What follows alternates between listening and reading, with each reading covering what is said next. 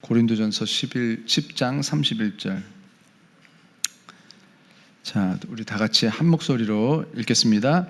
그런즉 너희가 먹든지 마시든지 무엇을 하든지 다 하나님의 영광을 위하여 하라. 아멘. 베드로전서 4장 11절. 여기도 이제 역시 신약이고요. 381페이지입니다. 성경을 다 찾아주세요. 381페이지 베드로전서 4장 11절 말씀, 381페이지 베드로전서 4장 11절 말씀. 자, 우리 다 같이 한 목소리로 읽겠습니다. 만일 누가 말하려면 하나님의 말씀을 하는 것 같이 하고 누가 봉사하려면 하나님이 공급하시는 힘으로 하는 것 같이 하라. 이는 범사 예수 그리스도로 말미암아 하나님이 영광을 받으시게 하려 함이니 그에게 영광과 권능이 세세에 무궁하도록 있느니라. 아멘. 오늘 말씀의 제목은 이제 일과 신앙 시리즈 이제 두 번째 시간인데요. 하나님의 일하시는 손을 어디에서 찾을 수 있는가? 하나님의 일하시는 손을 어디에서 찾을 수 있는가? 라는 제목으로 말씀을 전하겠습니다. 어떻게 좀 지난주에 일과 신앙 시리즈 이제 첫 번째 말씀을 전하고 나서 지난주에 이제 셀 모임을 이제 리드하다 보니까 이제 두 그룹으로 나눠서 제가 있었던 그룹에서는 일에 대해서 이렇게 이해를 해야 되고 이렇게 생각을 해야 되고 이런 방향성을 이게 깜짝 놀랐고 처음 알았다 이렇게 말씀하시는 분들이 좀 계셨어요. 그래서 어떠셨는지 모르겠는데 하나님께서 지금 우리와 함께 하신다라는 것이 그냥 우리가 막연하잖아요. 함께 하시는데 뭐 어떤 일이 일어나는가? 그래서 하나님께서 우리와 동행하신다, 우리에게 걸으신다, 우리와 함께 우리 손을 붙드신다. 이것이 어떤 의미인가? 굉장히 막연한데 우리가 이제 이 일에 하나님께서 어떻게 일을 통해서 역사하시는지, 또 일이 어떤 의미인지, 일을 가지고 무엇을 하나님께서 하고 계시는 건지, 우리는 왜 이것을 해야 되는 건지. 일은 이미 우리가 생존의 문제랑은 상관없는 거잖아요. 이제 하나님의 자녀들은 먹고 마시고 입는 것은 끝났으니까 생존은 끝났단 말이에요. 생존에 대한 이슈는. 그러면 우리는 무엇을 위해서 굳이 일을 하는가? 에덴 동산에서 아담은 뭐하러 일을 했을까? 아담이 일을 안 했으면 생존이 안 됐을까? 생존이 됐겠죠. 그런데도 왜 굳이 아담이 일을 하게 하셨을까? 죄짓기 전부터. 이런 여러 가지 부분들을 좀 말씀을 드리면서 좀 우리가 하나님을 이제는 귀로만 들었으나 그 찬양 가사 중에 이제는 눈으로 봅니다. 그것처럼 하나님의 말씀을 그냥 막연하게 알았으나 이제는 좀 구체적으로 하나님께서 하신 그 말씀들이 우리 인생에서 어떤 의미이고 우리가 무엇을 결정하고 행해야 되는지 이런 좀 분명하게 하나님의 시각을 좀 가지게 되는 그런 시각이 아닐까 그런 생각을 합니다. 지난주 말씀은 제가 약간 리마인드를 해드리면 그래요. 첫 번째로 우리 안에 하나님의 형상이 남아있다면, 이게 제일 중요해요. 어차피 하나님의 형상이 우리 안에 없다면 다 소용없는 얘기예요. 하나님의 형상이 우리 안에 남아있다면, 우리 안에 시작이 되었다면 우리는 일에 대한 스트레스보다 하나님의 감정을 닮아서 그 일을 통해서 발생되는 하나님의 기뻐하시는 감정들을 경험하게 된다고 했습니다.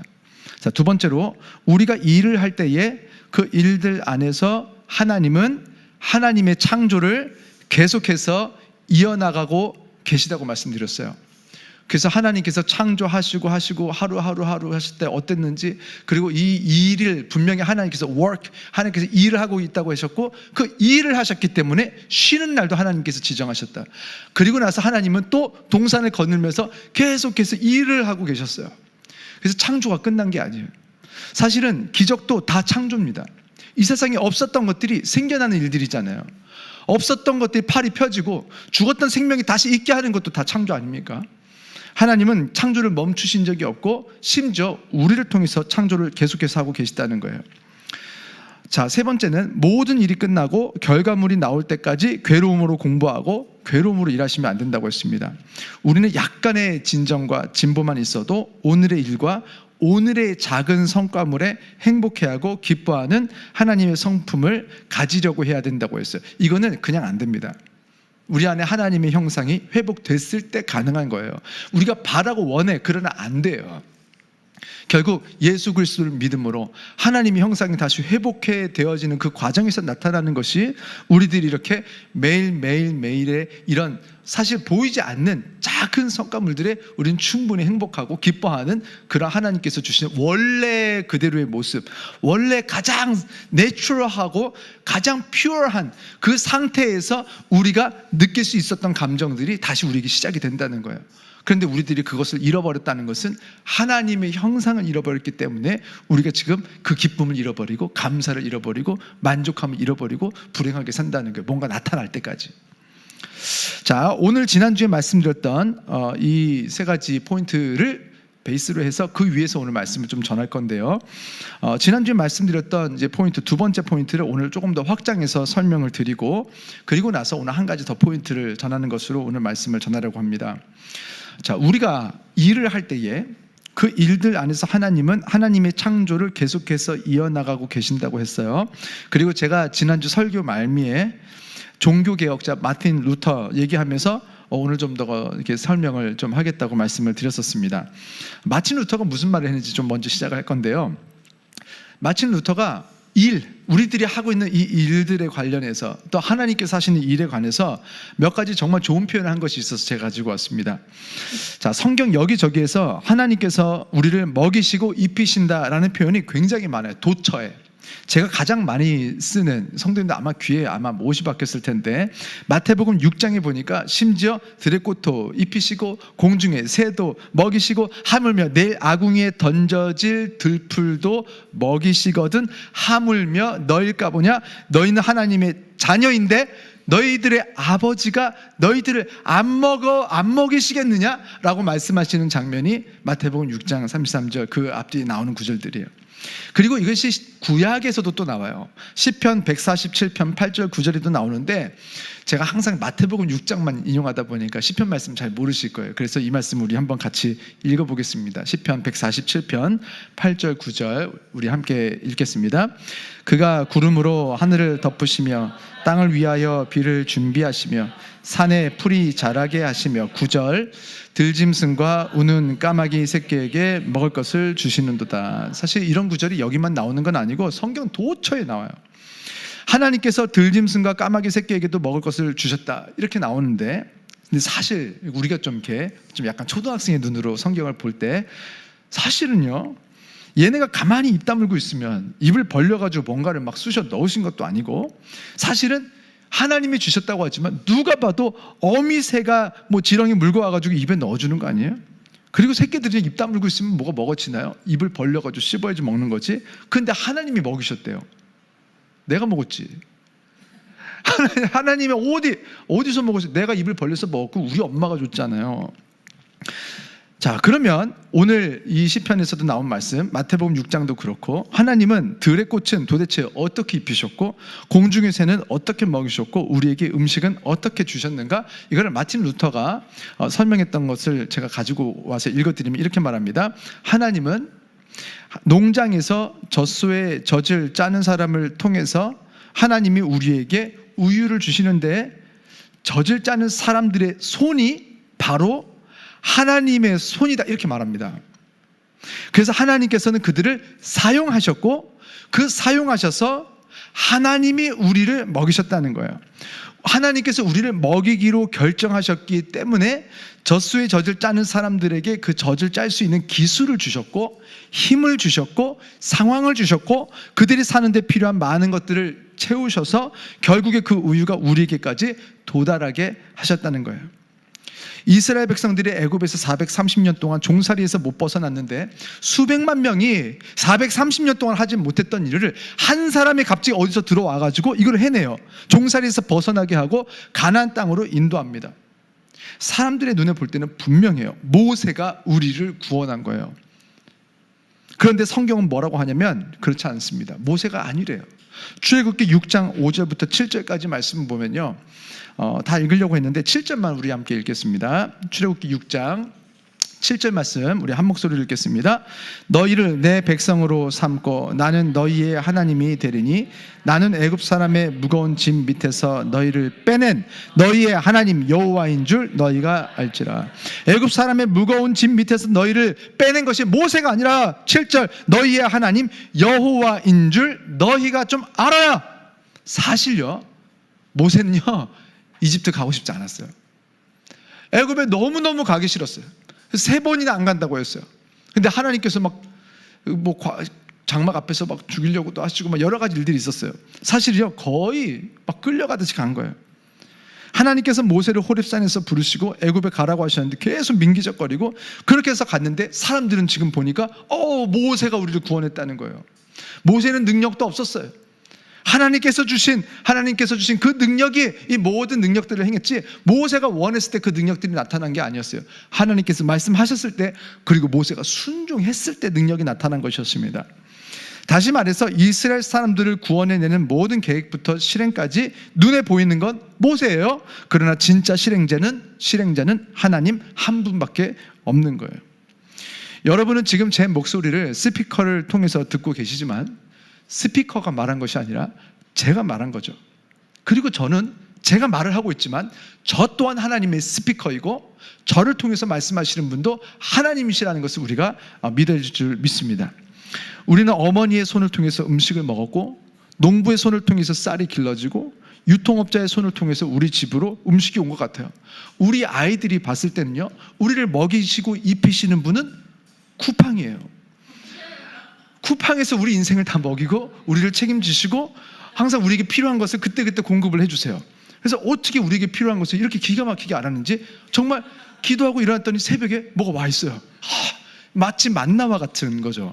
이게 눈을 뜨면 막 어디서 이렇게 내렸어. 필요한 만큼 어떻게 알고, 그리고 필요 없어요? 그럼 또 뜯어보고 별로입니다 하나님, 그럼 또 막 가져가시고, 참 대단하다. 어떻게 이렇게 우리를 먹이시는가. 아이들의 눈에는 쿠팡이 하나님이죠. 제가 이 쿠팡 광고하는 건 아니에요. 어차피 몇 명 안 봐요. 그런데 진짜 잘하면, 조금만 잘하면 보이는 것은 쿠팡이 우리를 먹이는 것이 아니라 하나님께서 우리를 먹이신다. 우리 아버지가 주문했지만 결국 이 아버지가 주문할 수 있도록, 먹을 수 있도록 하시는 분도, 결국 우리에게 이 모든 필요를 채우시는 분은 하나님이라는 것을 우리는 압니다. 결국 새도 먹이고 꽃도 입히시고 들풀도 먹이시고 여러분과 지금 저도 먹이시는 분은 우리 하나님이신 줄 믿습니다. 우리가 매달 아이따에 30만 원 보내고 케냐에 있는 10만 원씩 보내고 있었는데, 지난주에 우리 교회 성도님도 아니고 하여간 지금 이 부천에 어디 성도님께서 우리에게 매달 케냐에 또 선교원금 5만 원씩 계속 보내시겠다 연락이 와가지고 이제 이번 달부터 이제 케냐에 15만 원씩 보내요. 지금 저희가 이걸 보내면요, 아이따에서 케냐에서는 그분들이 봤을 때는 파더스 교회 감사하다, 아니면은 계좌에 어찌됐든 제 이름이 들어가면 남모세 목사님이 참 좋은 분이다 이렇게 생각할 수 있어요. 저 돈 없어요. 어떻게 그렇게 보내요? 그런데 결국에 아이따도 먹이시고 케냐의 아이들도 먹이시고 입히시는 분은 우리 파더스 교회도 아니고, 사실 여러분도 아니고 저도 아니고 그 5만 원 더 하신다는 분도 아니에요. 하나님께서 그 아이들을 먹이고 계시는 줄 믿습니다.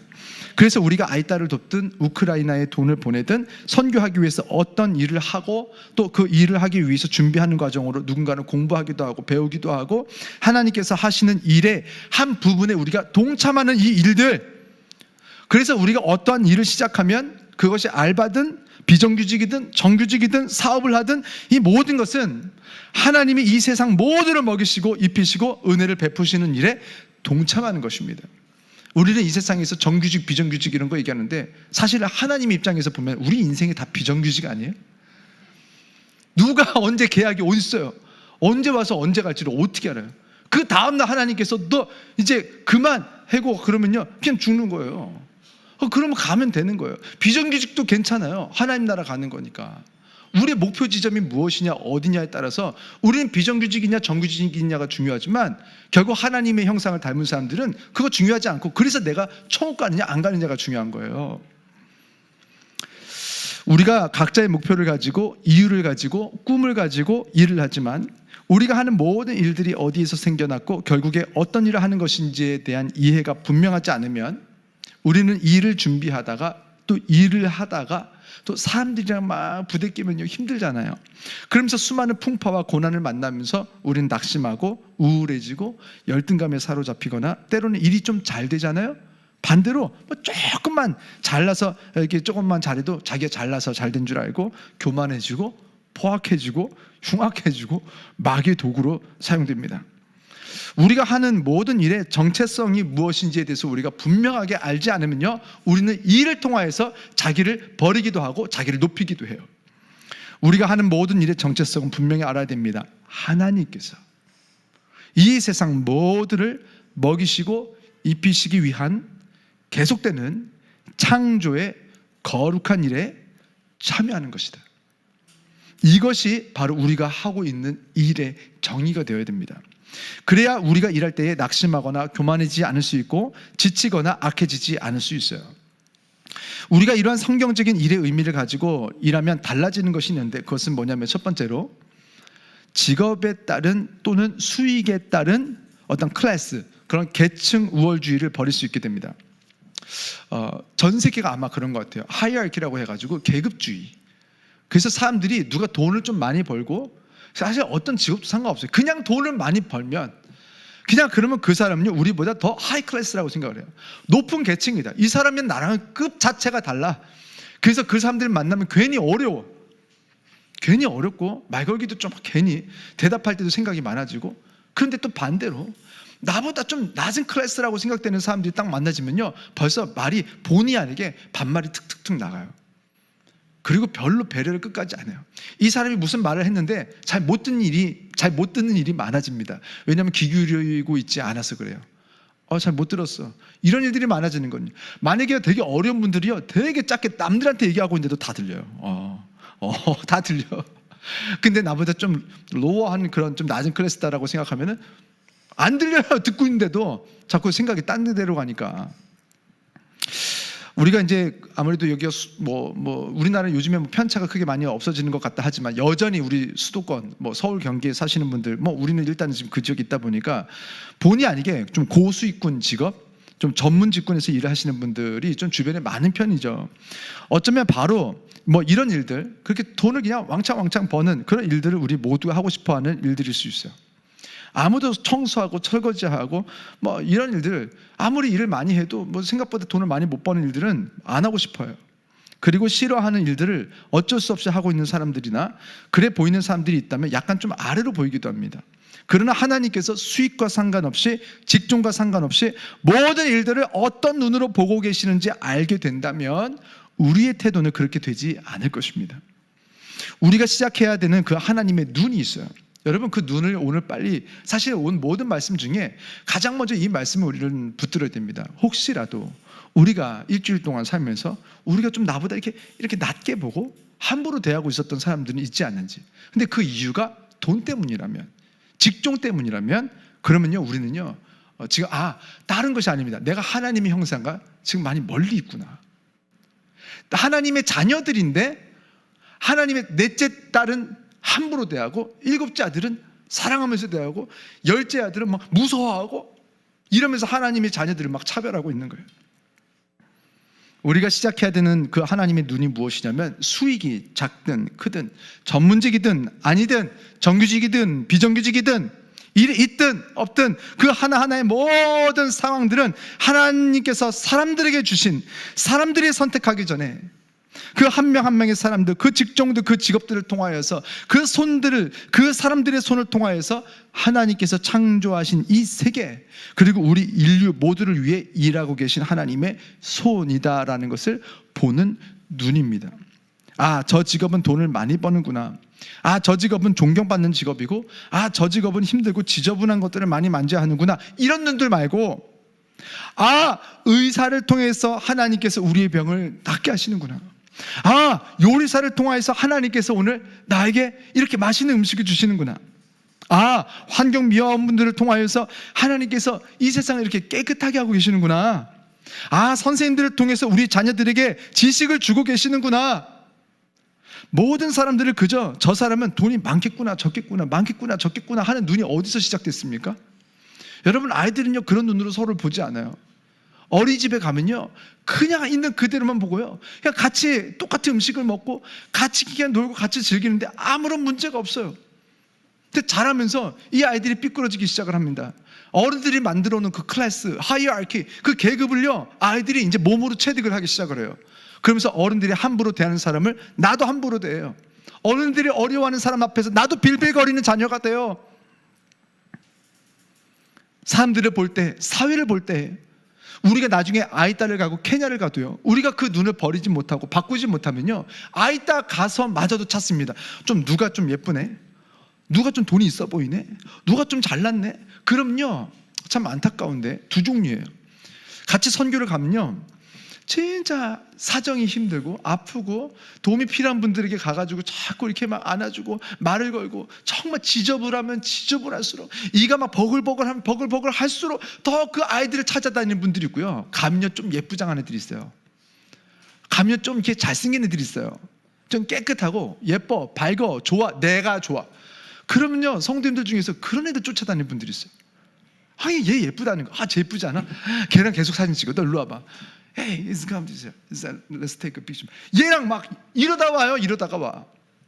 그분들이 아주 악한 것은 아니에요. 그러나 아직 너무너무 어려서, 신앙적으로 아직 애기라서, 진짜 우리가 하나님의 눈을 가져야 되는데 그걸 가지지 못하고 가서 여전히 선교하는 데까지 가서도 그냥 여전히 가지고 있었던 세상의 눈과 세상의 기준으로 내가 여기 왜 왔는지를 잊어버렸어.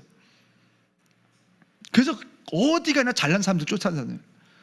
그냥 그 와중에 여기 와가지고 그냥 이제 청년들이 했다 보니까 여기까지 와서 굳이 그렇게까지 막 밤새도록 연애를 해야 되는 거예요? 거기 가서 좀 자고 한국 가서 사귀어도 되잖아. 근데 거기서 꼭 고백을 뭐 해야 돼? 지금 피곤해 죽겠는데, 내일 아침에 더 죽겠는데 거기 가가지고 막 둘이서 뭐 촛불 켜고 있고, 지금 새벽 3시다 이것들아. 야, 잠을 자야, 연애도 하지. 한국 가서 연애 막, 제가 막 그렇게 하는데, 아, 목사님 저는 건강해서. 그 낮에 가면 또 막 꾸벅꾸벅 졸고 있어요. 여러분, 이렇게 선교 갈 때 우리가 정신 바짝 차리고 가야 돼요.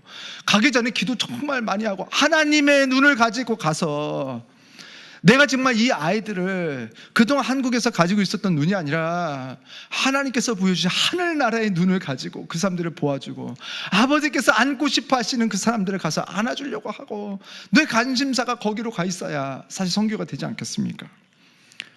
여러분, 우리들은요 자꾸 이렇게 1차원적이고 욕심쟁이들의 눈을 가지고 세상을 보던 그 어리석은 눈이 오늘 지금 이 시간부로 완전하게 끊어지기를 주의 이름으로 축원합니다. 이제는 하나님의 손이 이 모든 종류의 직업들을 통해서 어떤 종류의 역사를 일으키고 계시는지 보아낼 줄 아는 하나님의 눈이 시작되는 여러분과 제가 되기를 주의 이름으로 축원합니다. 우리가 성경적인 일의 의미를 가지고 일하면 달라지는 것 두 번째가 있어요.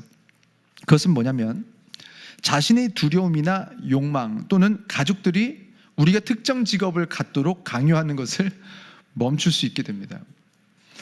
좋아하지도 않고 소질도 없는데 내 마음이, 내면이, 내 영혼이 죽어가더라도 결국에는 선택해야만 하는, 이게 돈 많이 버는 것들 선택해야 되는 이런 상황들입니다. 좋은 지위 때문에, 돈 때문에. 그래서 이런 식으로 직업을 선택하게 된 경우에 그 사람은 그 일을 계속하는 한 그 일의 가치를 절대로 알 수가 없고, 그 일을 통해서 하나님의 마음을 공감하지 못하게 됩니다. 이미 돈만 바라보고 직업을 선택했고, 하나님의 성품과 목적과 방향과는 전혀 상관없는 직업을 이미 다 선택해놓고 그러면서 기도합니다. 하나님 도와주세요, 행복하게 해주세요, 기쁘게 해주세요, 마음에 만족 있게 해주세요. 아무리 기도해보세요, 그게 되나? 하나님, 왜 제 마음이 이렇게 열심히 일하는데 기쁨이 없을까요? 보람이 없을까요? 행복하지 않을까요? 만족이 없을까요? 아무리 기도를 해봐도 하나님께서 주신 달란트도 아니고 하나님께서 주신 마음도 아니고 다 욕심쟁이 눈으로 막 불을 켜서 택해놓고 어떻게 거기서 행복하기를 바랍니까? 결혼도 그래요. 요즘 청년들 진짜 마음이 너무 아픕니다. 뭐 물론 정말 이렇게 사랑해서 결혼하는 경우가 더 뭐 많긴 하다지만도, 하여간 결국에는요, 내가 이렇게 바라보는 관점에서, 이 물질적인 관점에서 생존은 어차피 끝난 건데, 내가 이 사람이랑 만나면 생존할까? 그 이상으로 더 잘 먹고 잘 살까? 이것들이 없으면요, 뭐가 안 되는, 연애가 시작이 안 되거나, 아니면 이것이 막 있으면요, 그냥 그거 하나로 그냥 인기가 많아버려요. 아주 얼굴도 못 봤어, 몇 살인지도 몰라. 근데 그냥 그 오빠 좋아하기로 결정했어. 내가 그 오빠 알지는 못하지만 좋아하는 것 같아.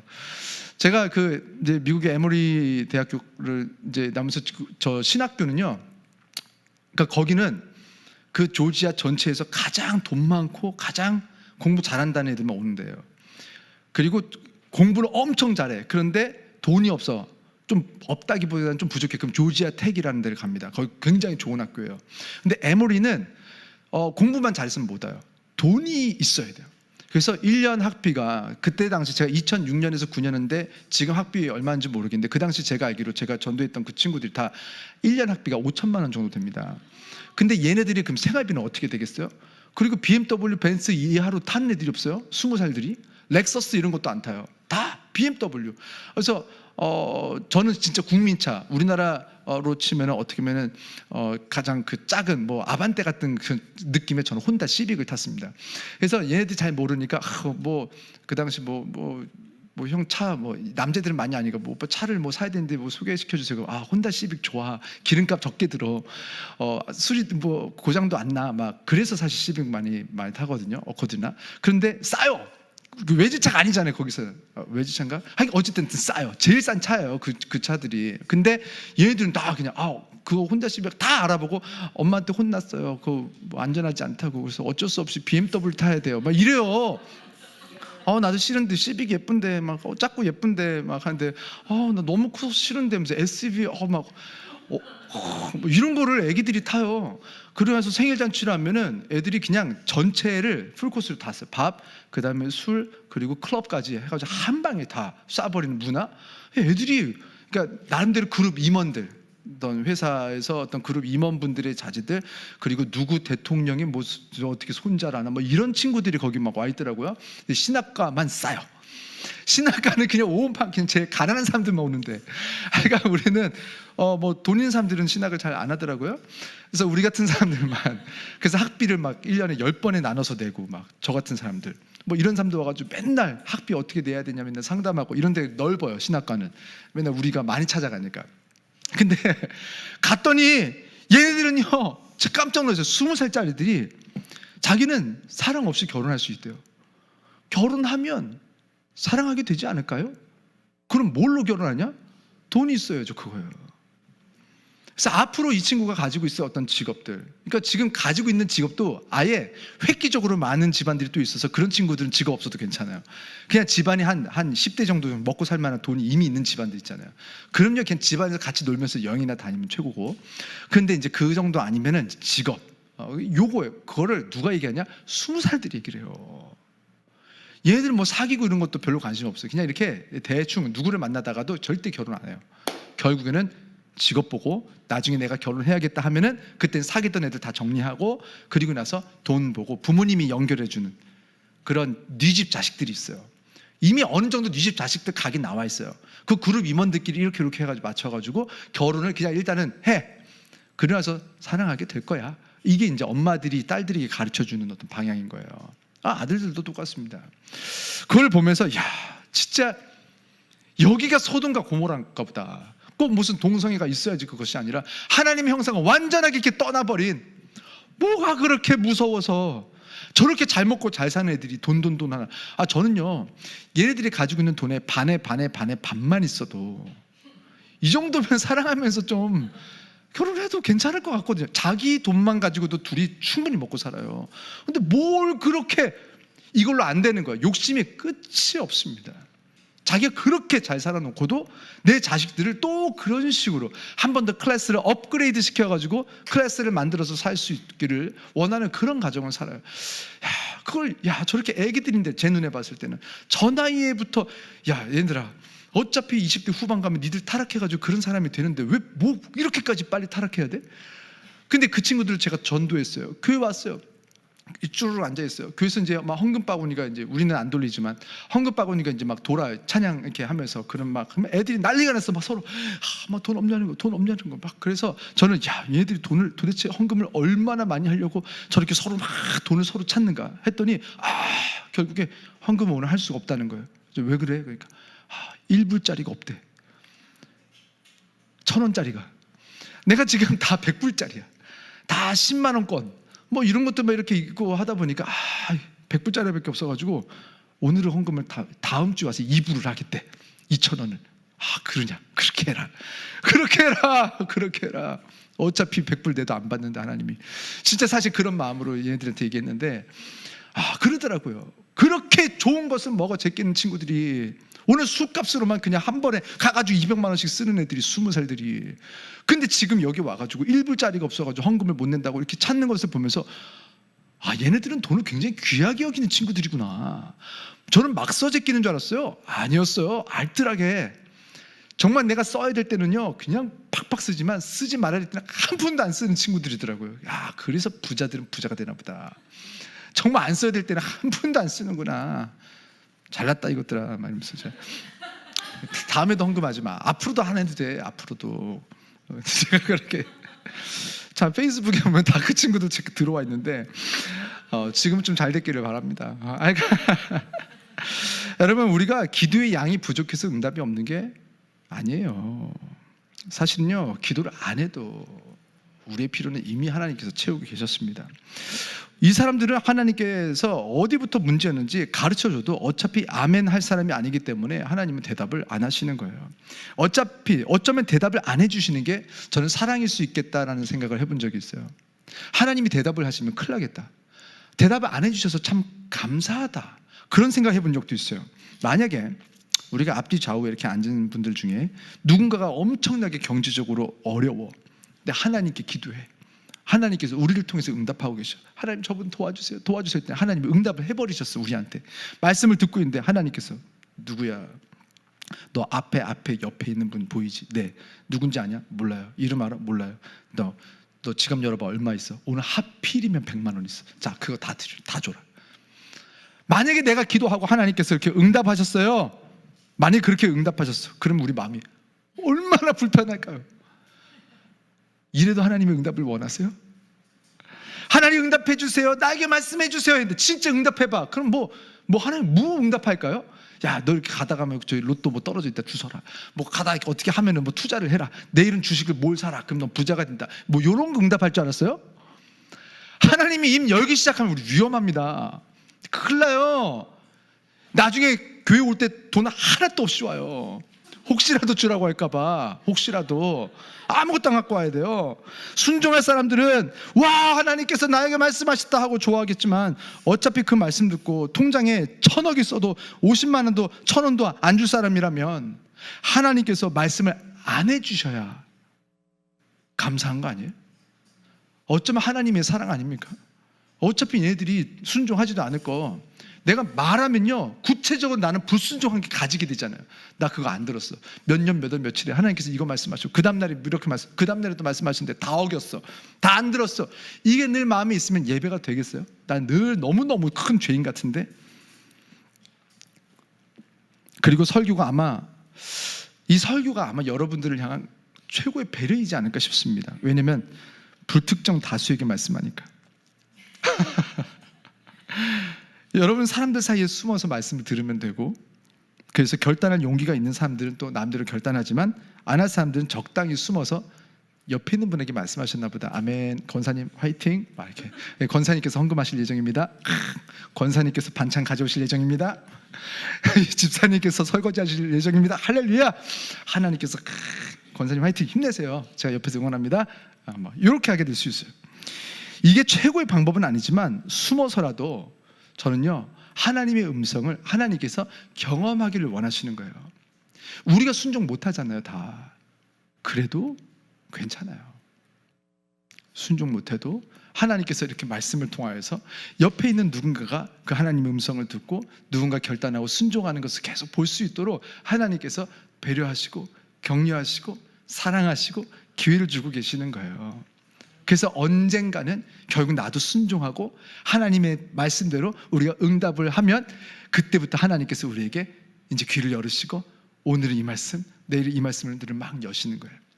결국에 하나님께서 우리에게 말씀하시고 우리가 순종하지 못해도 천국 갑니다. 그러나 하나님께서 말씀을 주시고 우리가 순종하는 자녀, 그것을 기뻐하는 자녀가 되면 우리가 죽어야 천국 가는 것이 아니라 지금부터 하나님의 천국을 누리면서 살게 됩니다. 직업을 선택할 때 여러분 어떤 기준으로 선택해야 되는가? 이 세 가지의 중간 지점에서 직업을 찾아야 되는데요. 첫 번째는 할 수 있는 일을 먼저 찾아야 돼요. 그것은 재능입니다. 하나님께서 나에게 주신 탤런트가 무엇인가? 우리가 많이 말하는 달란트 있잖아요. 달란트가 탤런트를 말하는 거예요. 탤런트가 달란트예요. 그래서 그 탤런트, 그 재능, 하나님께서 나에게 주신 재능, 할 수 있는 일이 무엇인지 찾고, 두 번째는 하고 싶은 일이 있어야 됩니다. 그것은 무엇이냐면 하나님께서 우리 각 사람마다 어떤 일을 바라봤을 때 그 의미와 가치와 보람을 느끼는 항목이 다르게 만들어 놓으셨어요. 그래서 하나님께서 우리에게 주시는 가치가 있기 때문에 이 일을 하고 싶은 거예요. 이건 너무너무 가치가 있어, 보람이 있어, 의미가 있어. 그래서 내가 그 일을 하고 싶은 거예요. 중요한 일이니까. 내가 봤을 때, 다른 사람들이 봤을 때는 안 중요해요. 내가 봤을 땐 중요해. 그래서 하고 싶은 일. 또 세 번째로는 해야 하는 일이 있습니다. 자, 무엇이냐면은 우리가 그 땅이, 우리가 해야 되는 그 직업군이 육체가 먹고 살 수 있을 만큼의 열매를 내는 땅인지를 봐야 됩니다. 우리가 그 땅에서 열매를 낼 수 있을 만큼의 기술을 준비할 수 있겠는가라는 의미에서 그 땅을 잘 봐야 돼요. 그래서 이 땅에서 아무리 일을 해도 생산을 내어내지 못하는 땅이라면 그 땅은 우리가 해야 되는 일이 아닌 거예요. 그래서 직업군도 그냥 내가 무조건 하고 싶고 그냥 흥미롭고 그래서 내가 할 수 있어서 하는 것이 아니라 결국 그 땅에서 소산이 나오는가, 그래서 내가 해야 되는 땅인지를 선택을 해야 됩니다. 선택해야 되는 땅인가. 그래서 내가 할 수 있는 일, 하고 싶은 일, 해야 하는 일, 이 중간 지점을 보시고 그 안에서 우리가 직업을 잘 택하셔야 됩니다. 문제는 우리가 이 3번 가지고만 직업을 정하는 거예요. 그냥 내가 지금 세상은 뭐라고 말하나, 엄마가 나한테 뭐라고 했나, 내 친구들이 매스컴이 뭘 해야 부자가 된다고 했나, 이것만 가지고 직업을 정하니까 목수를 해야 되는 사람이 의사하려고 해, 농부해야 되는 사람이 의사하려고 해, 목사도 의사하려고 해, 다 의사하려고 해. 그러니까 우리가 하는 일들이 불행한 거예요. 그리고 언제든 직업을 바꿀 준비를 합니다. 돈만 많이 준다고 하면, 내가 정말 하고 싶었던 일인데 돈 많이 준다 그럼 훌까닥 바꿔버리는 거예요. 풀이 자랄 수 없는 너무 메마른 땅만 아니라면 우리는 우리에게 주신 달란트를 따라서 우리에게 주신 그 직업의 가치와 보람을 느끼는 직업이라면, 그리고 우리는 그 직업을 선택하시면 됩니다. 자유롭게.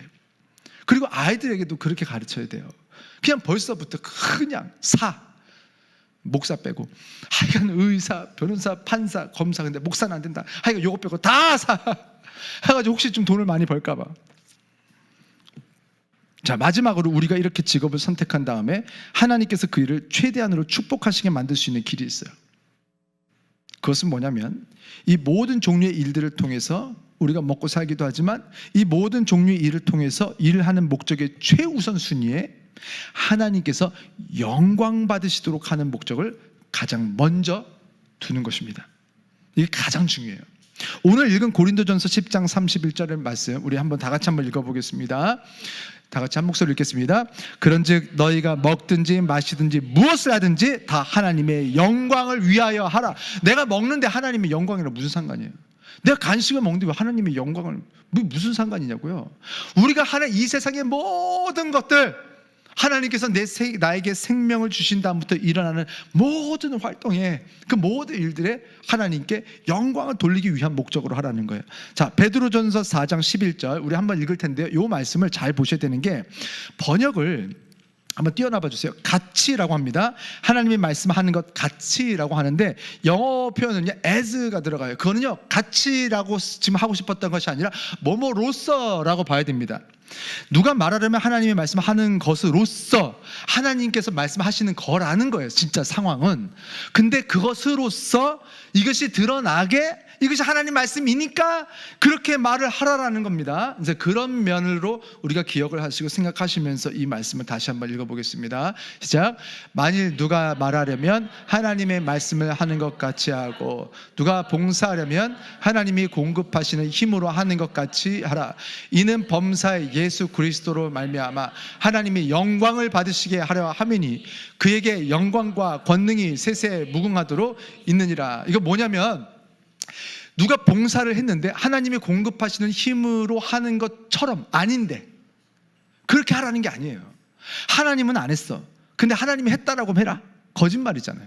하나님은 안 했잖아요.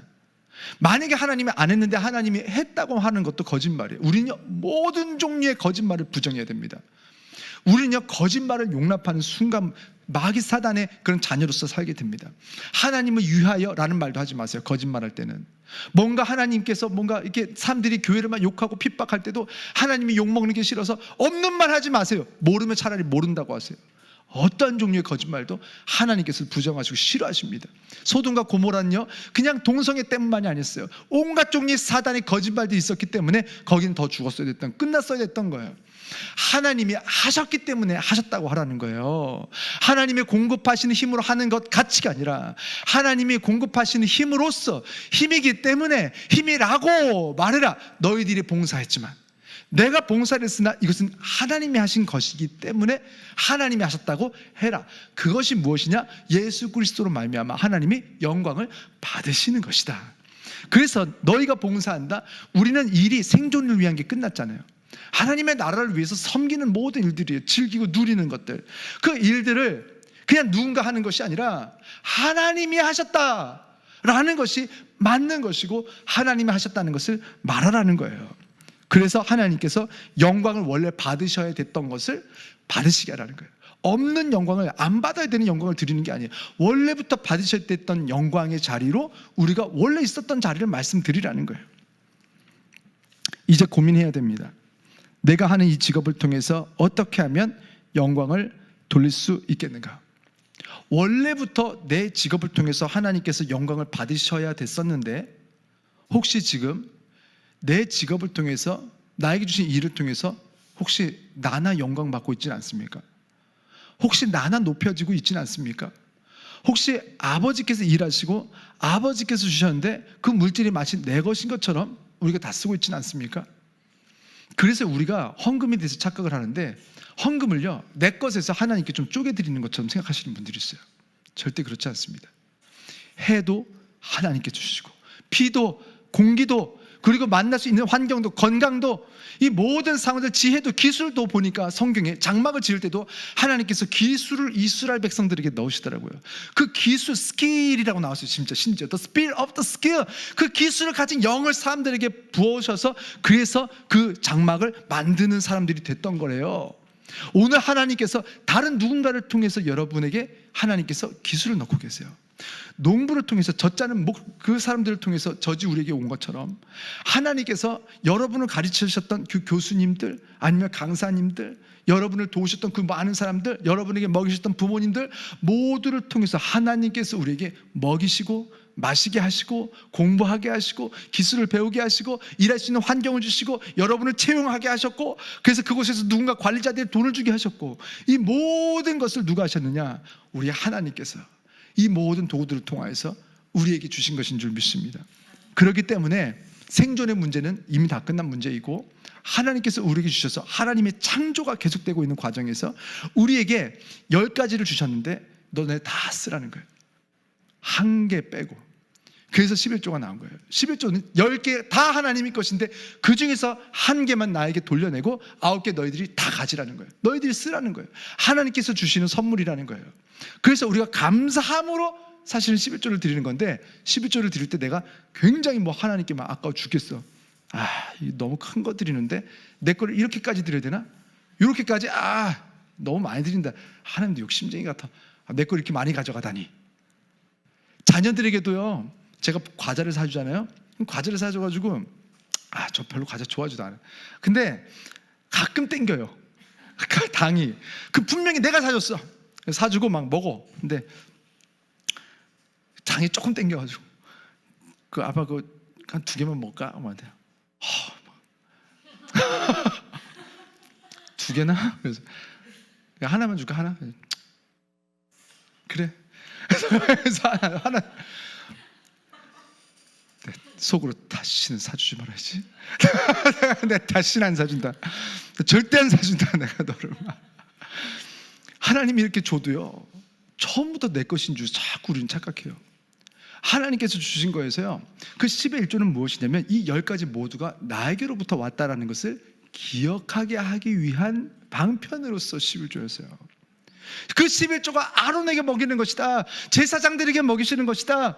우린 다 그렇게 성경을요 이렇게 기계적으로 봐요. 하나님의 마음이 아니라 하나님께서 이걸 왜 하셨는지에 대한 그 고민 없이. 요즘에요 유튜브 보면 11조에 대해서 막 말씀하시는 그 사람들 되게 많아요.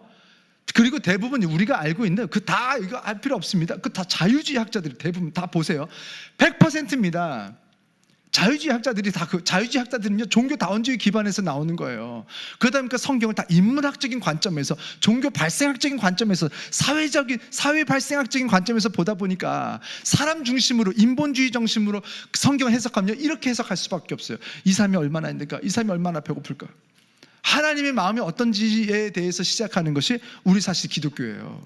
하나님은 어떤 마음이었는가? 하나님은 어떤 생각이었는가? 여러분, 하나님께서 우리에게 10가지를 다 주셨고 이 10가지가 나에게서 온 것이다라는 것을 기억하게 하기 위해서 시스템을 만드신 거예요. 자, 애들한테 과자를 사주고 반드시 10분의 1을 아빠 줘. 이거 다 아빠 거야. 근데 9개를 너한테 준 거야. 내가 하나를 가져가는 게 아니야. 아빠가 하나를 가져가는 게 아니라 9개를 준 거야. 내가 아빠가 평생에 9개 준다. 아니 10개 주고 싶어. 근데 너는 자꾸 잊어버려. 그래서 9개만 줄 거야. 그러니까 10개 줄게. 하나를 아빠한테 다시 가져와야 돼. 이것을 하나님께서 원해서 하신 게 아니에요. 원래 11조 없었어요. 에덴 동산에 11조가 있었나요? 천국 가면 11조 있을까요? 없을 거예요. 앞으로도. 그런데 우리가 이 땅에 살아 있는 동안 이렇게 교만해서 몰라 자꾸 잊어버려. 뭘 좀 과자 몇 봉지 주면 다 자기 거래. 그래서 제가 가끔 밤에 설교 준비하다가 이제 한 봉지씩 먹는 때가 있는데, 그러면 아침에 찾아. 누가 내 거 먹었니? 누구야 막 찾아 조사해. 누나야? 엄마야? 그럼요 막 쪼여오면요 막 불안해요. 막 씻고 있으면 누나야? 엄마야? 막 마음이 불안해. 나한테 오겠지? 그러면 마음이 막 그러면요 아빠야 그럼 하면 왜 내가 이렇게 막 무슨 죄진 사람 같죠? 내가 당당히 내가 먹었다. 내가 먹었어 내 거. 내가 이렇게 말을 해야 되는데 마음이 얼마나 불편한지 힘든지. 그래서 어떤 생각이 들냐면 한 번에 주지 말아야겠다. 얘들한테 한 번에 주면 안 돼. 가지고 있다가 10개를 가지고 있다가 아빠 하나만 주세요. 그러면 하나? 그래? 그러면 아빠 감사합니다 하겠죠? 그럴 거예요. 그리고 나서 그 다음에는 가끔 제가 보너스로 하나 줘? 얘다 2개 그럼 아빠 최고 할 텐데 한 번에 10개를 주니까 어쩌다 제가 하나 먹으면 그렇게 제가 도둑질한 것처럼 그냥 도둑잡아 막 아주 형사 났어 해가지고 막 누가 먹었니? 불안해 죽겠어요. 한 번에 다 주면. 여러분 하나님 마음이 어떠실까요? 여러분 우리에게 주신 것들을 처음부터 하나님의 것이라는 것을 하나님이 마음이 좀 불안하지 않으시게 좀 다 고백해 내리세요. 아버지 당연하죠. 당연히 아버지 거죠. 이 모든 건 다 아버지 거죠. 내가 11조 했으니까 나머지는 다 내 거지. 어딨어? 하나님이 저 불쌍한 사람들 좀 줘라. 욕심쟁이네. 막 이렇게 하면 안 돼요. 하나님 당연하죠. 모든 것 다 아버지 것이죠. 근데 제가 10에 8조, 7조, 6조 저에게 주신 거 너무 감사합니다. 그래서 제가 기도할 때마다 헌금 기도할 때마다 어떻게 하냐면 11조 드린 자녀들에게 축복이 뭐냐면 10의 9조가 넘치게 달라는 거예요. 저는요 정말 존경하는 우리 BY 선생님, 우리 정말 존경하는 우리 BY 래퍼 우리 선생님께서 그 찬양 가사 중에 내가 100만 원씩 100장을 11조 하겠다 이거를 거기 경연에서 찬송가를 막 부르지 않으셨습니까? 그래서 정말 그거를 보면서 막 성령 받겠더라고요. 막 경연하는데 우리 BY 목사님 아니지 BY 선생님 참 진짜 저렇게 정말 베드로 같아요. 성령 받고 막 예루살렘 한복판에 가서 생각해 보세요. 그 래퍼들 내용이 다 대부분 사실은 막 비난하고 욕하고 해가지고 서로 왜 배틀을 왜 붙이는 거죠? 왜 싸워야 되죠? 우리는 왜 싸워야 되는 거예요? 랩으로 서로 칭찬하고 나나 잘 먹고 잘 살기도 그냥 착하게 사는 것도 바쁜데 둘이 싸우래. 시작 싸워라. 처음부터 이게 구조가 싸우는 구조예요. 그래서 drop the beat 하면 이제 그때부터 이제 막 전투 모드로 막 하면서 너는 뭐 어쩌네 뭐 꼬락서니가 어쩌네 막 이게 꼬락서니가 어쩌든 네가 알게 뭐야. 얘네 아버지가 하나님이에요. 얘네 아버지 하나님인데 하나님 옆에서 이렇게 지켜보고 있는데 가끔 싸울 때 보면요 부모님들이 와 계시단 말이에요. 그 경연할 때 보면 부모님들이 꼭 2층에 올라가 있어. 근데 어떤 놈이 막 우리 자식을 막 디스를 막 욕을 해. 너는 뭐 어쩌네 뭐 어떻게 생겼네 눈이 어떻게 찢어졌네 니네 아빠 닮았겠지 뭐 그렇게 하면은 그 아빠가 내 눈인가 얼마나 화가 나고 짜증이 나겠어요. 그걸 보면서 정말 이 사단 역사가 그냥 아무렇지 않게 들어와서 사람들이 저렇게 기쁘고 즐겁게 서로 막 욕하고, 그러면서 서로 화해하는 경우도 있지만 사실 많은 경우들이 또 그렇지가 않아요. 보면은 뒤에서 막 싸우고 난리 굿이에요. 이 사단의 이 문화들이 우리들의 문화 안에 이렇게 막 잠식을 해오고 있는 것을 느낍니다. 여러분, 하나님께서 우리 인생을 통해서 우리에게 주신 모든 것들, 하다못해 우리의 외모도, 그 우리의 건강 상태도 조금인 것 같아도 하나님께서 왜 100%를 주시지 않았을까를 늘 원망하지 마시고, 내가 필요한 어떤 그냥 아무렇지 않은 상태 100% 중에서 하나님께서 50%를 주셔도 감사한 거 아닙니까? 아니 30%를 주셔도 감사한 거 아닙니까? 우리가 보통 생활비 뭐 하는데 한 달에 300만 원 필요하대. 근데 하나님이 30만 원 주셨어. 그럼 그건 불평할 근거입니까? 30만 원을 주시든 10만 원을 주시든, 오늘 아침에 눈을 떴는데 해가 왜 떠야 됩니까? 왜 해가 떠야 돼요? 하나님께서 우리에게 매일매일 선인과 악인에게 똑같이 해를 주시고 비를 내리시고 계시는 그 놀라운 은혜, 하나님께서 주신 그 100%를 주신 은혜, 우리에게 주신 그 100% 모든 것 아버지의 것이지만 그 중에서 10%만 가져가시니 얼마나 감사합니까? 우리가 일을 할 때에 이 모든 것들이 하나님께 영광이 되어야 될 줄 믿습니다. 내가 11조 했네, 내가 감성금 했네 하지 마세요. 아버지 것을 아버지께 돌려드렸고, 아버지 나라를 아버지께서 우리를 통해서 이루시고 계시는구나. 그래서 이 모든 것이 아버지께 영광. 우리들의 모든 찬양과 모든 기도, 우리들이 하는 모든 이 행하는 것들은요, 우리에게 지분이 되면 안 됩니다. 제가 가장 경계하는 것이 지분의식이에요. 누가 이 교회를 무엇을 얼마나 했는가. 그래서 내가 지분을 가진 주주로서 난 이 교회에서 위치가 요 정도는 돼야 된다. 내가 이 정도 헌금했는데 나를 요렇게 돼? 요렇게 하는 것들이 멈춰져야 될 줄 믿습니다. 다행히 우리 교회는 그런 분들이 하나도 없어요. 그런데 그런 교회들은 너무 많이 봤어요. 내가 우리 교회에서 위치가 그렇게 내가 원하는 만큼 안 되면 이제 막 얼굴이 막 사단의 얼굴이 되는 거예요. 여러분, 하나님께 100% 지분이 있고 우리는 아버지의 모든 것을 누리고 있는 아들이고 딸인 것뿐이에요. 여러분, 그 하나님의 자녀로서 행복하게 하나님의 창조를 이루어 가시면서 내일도 우리 다시 일할 때 그 일이 모든 일들을 통해서 아버지께서 어떻게 하면 영광 받으시게 하지? 어떻게 하면 아버지께서 기쁘시지? 내가 공부를 하더라도, 내가 그냥 오늘 살아서 때로는 뭐 운동을 하더라도 모든 것이 하나님의 창조를 향해서 가는 이 모든 것들이 어떻게 하면 아버지께서 기뻐하시지, 좋아하시지, 영광이 되지를 생각하면서 오늘 어떤 식으로 일할지를 결정하십시오. 내가 오늘 어떤 표정으로 일할지를 결정하십시오. 내가 어떤 마음의 태도로, 어떤 말로 일을 할지를 결정하십시오. 어떻게 하면 하나님께 영광이 될까? 이 시간 우리 함께 찬양하고 기도할 텐데요, 가사에 이렇게 써 있어요. 나 주님의 기쁨 되기 원하네. 이를 위하여 우리들의 마음을 새롭게 하시고 새로운 믿음이 시작되게 하시고 일을 하는 우리들의 마음과 태도가 새롭게 하시고 새 부대가 되게 하셔서 주님의 빛을 비추면서 사는 인생이 되게 하옵소서. 우리에게 함께 찬양하시고 말씀을 생각하면서 기도하겠습니다.